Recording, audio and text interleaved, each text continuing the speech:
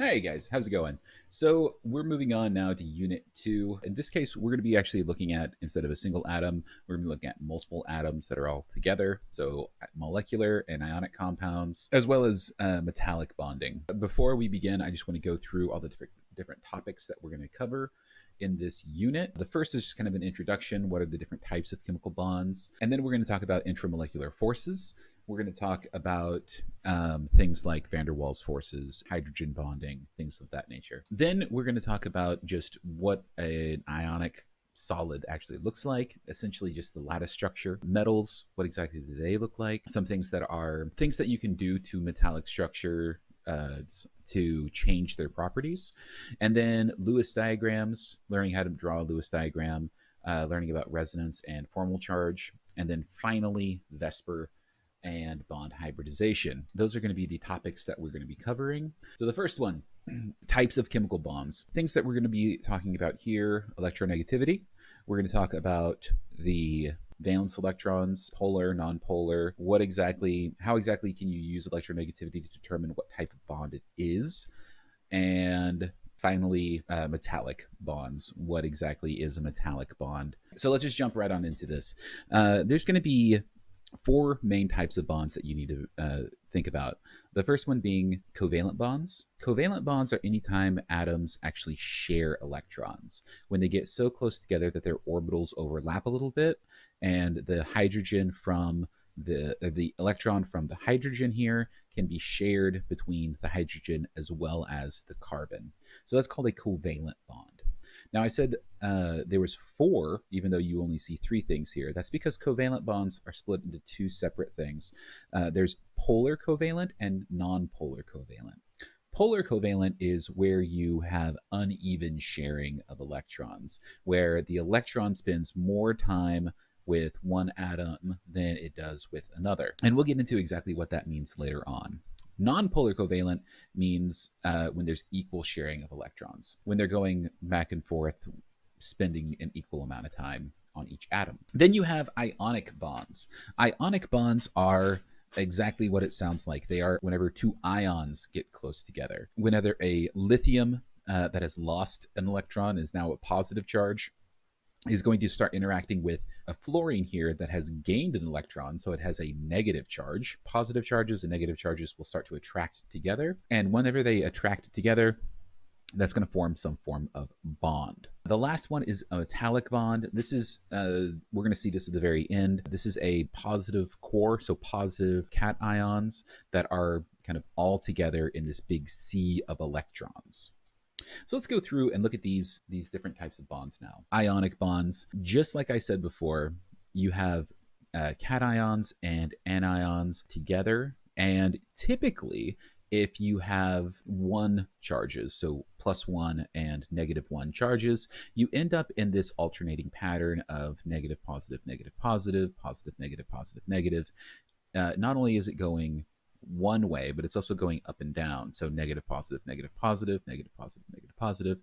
Additionally, it's not just 2D, it's 3D. So if you see here on this cube, it goes positive, negative, positive, negative, positive, negative, positive, negative, positive, negative, positive, negative, and then this way, positive, negative, positive, negative.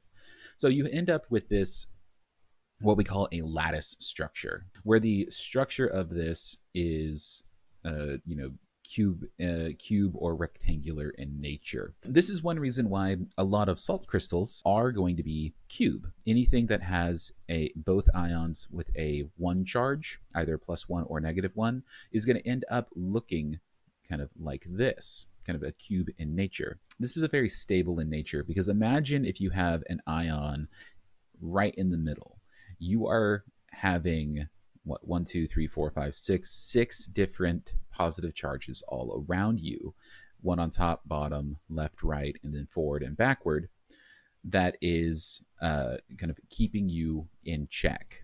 There's no room for another molecule to come by and start interacting with you. There is room on the edges of this. This is where surface area starts coming into play. So the more surface area you have, the more likely a molecule will be to get in there and start interacting with you. We also say that this is very brittle. Why is this brittle? If I were to, let's say I have some sort of force and I'm forcing down on this side of the particular salt, and I don't have to move it much. I just have to move it 1 atom's length. If I can just move these guys 1 atom's length and shift all of these guys down 1, if I shift all of these guys down 1, instead of having positive, negative, I'm going to shift this down 1, and now we have the charges lining up now, where we have positive, positive, negative, negative, positive, positive, negative, negative. If this in the red box gets shifted down, all of the charges start lining up. Positive, positive, negative, negative will start to repel each other. So if I were to force these guys down just a little bit, all of a sudden it would snap, and everything along this line would then go through and separate. Additionally, these guys are very easily soluble. They dissolve in water very, very well. Why do these guys dissolve in water? These guys dissolve in water because when you're on the edge here, like I said before, the surface area, whenever you're on the edge here, you can go through and a water molecule will be able to start interacting with you. Remember, this oxygen, we'll talk about this later, but this oxygen is going to have a slight negative charge. So it can start interacting with this positive cation and eventually pull it away. We'll talk about that more in a different video, but that is one reason why they're easily soluble, because the charges on the surface are exposed, and molecules can molecules of your solvent, like water in this case, are going to be able to interact with this. So covalent bonds.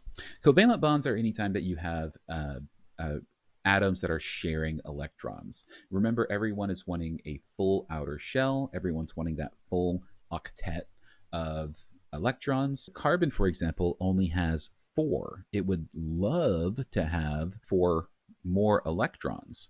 It can't just get 4 more electrons, but hydrogen here, these 4 hydrogens, can share their electrons. So part of the time, carbon is going to have 8, and part of the time, hydrogen is going to have 2. Remember, hydrogen is going to be on the top row. Instead of an octet, it just wants to have 2 electrons. Sharing electrons is a way of getting everyone that full outer shell, getting everyone that full octet. You can have polar and nonpolar. If the electrons are unevenly shared, then you're going to have a polar molecule. If electrons are evenly shared, nonpolar. So let's take a look at that. If we have 2 chlorines that are bound together, chlorine, chlorine, and they're both sharing an electron back and forth, so now they both have 8. Chlorine and chlorine are the same in electronegativity. So that means chlorine and chlorine are going to pull on those electrons in the same strength. That means these electrons are going to be sharing equal time back and forth. This is why chlorine gas is a nonpolar covalent bond. But if we look at something like hydrochloric acid, for example, chlorine is much more electronegative than hydrogen is. So these electrons are going to be pulled this way. So if electrons are going to be spending more time over here with the chlorine, it's going to have a slight negative charge. We have more electrons over here, so it's going to be more negatively charged. That means that hydrogen is going to start to be electron deficient. In other words, it's going to have less electrons around it. So that means it's going to have a slight positive charge. And if a molecule has a positive end and a negative end, it has different poles, just like we have a north pole and a south pole, then that means we call this molecule a polar covalent. And this entire thing is based on electronegativity.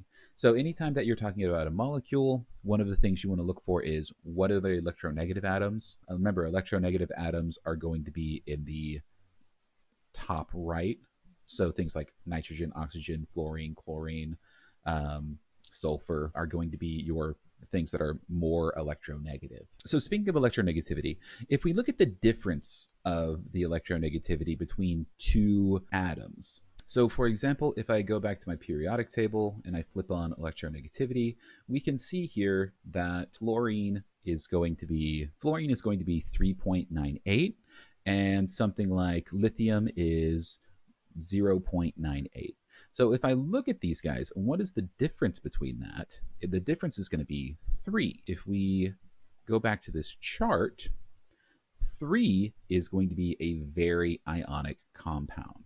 That is, this is one way of going about and seeing, is something ionic, is something covalent.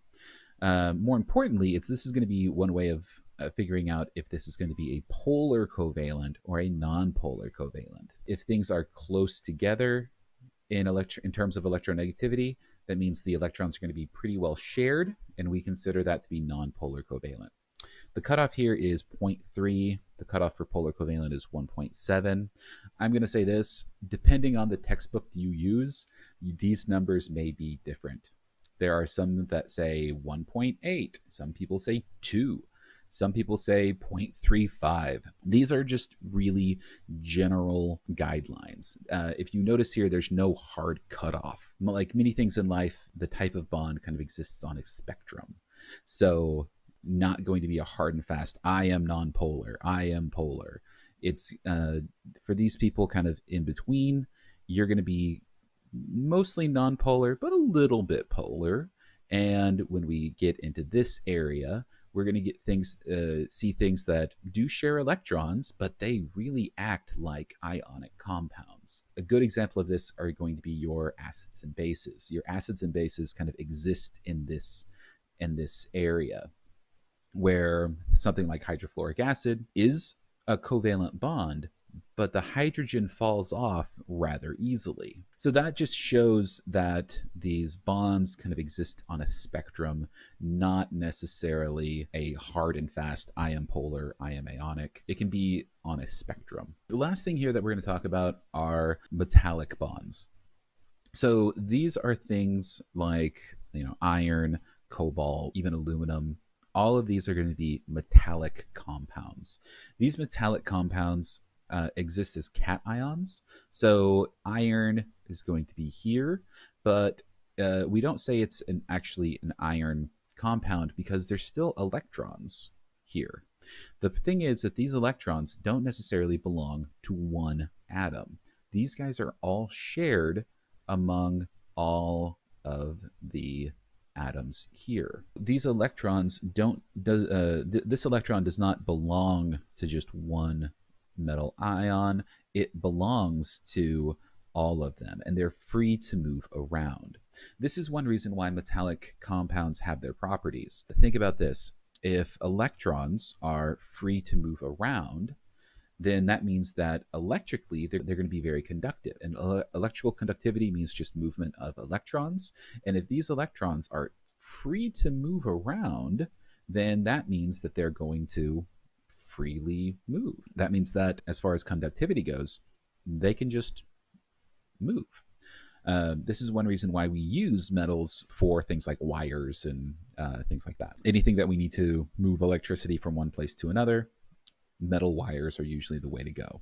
This also means that they're going to be very, very flexible and very malleable. But why are these guys malleable? Well, let's kind of do the same thing we did before, and let's take a section of it and apply a force, just like we did with the ionic brittle compounds. If we shift all of these guys over, and everything in the box gets shifted over a little bit, what would that look like?